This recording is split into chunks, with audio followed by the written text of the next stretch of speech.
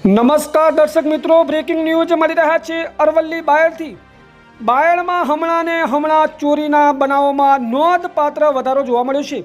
ત્યારે બાયડ પોલીસના રાત્રિના પેટ્રોલિંગ પર સવાલ ઉઠવા પામ્યા છે।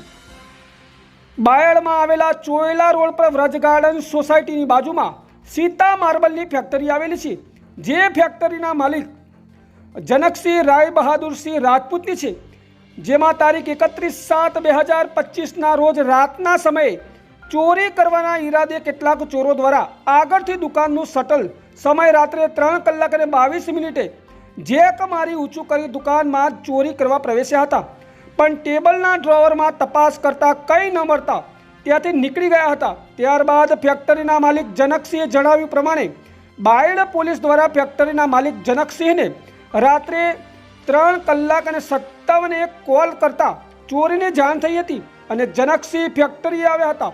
તેમને તેમના સીસીટીવીમાં તપાસ કરતા આ ચોરી કરવા આવેલા ચોરોની તસવીર સીસીટીવીમાં કેદ થયેલી હતી। આમાં બાયડ પોલીસ દ્વારા કોઈ ફરિયાદ નોંધવામાં આવી નથી।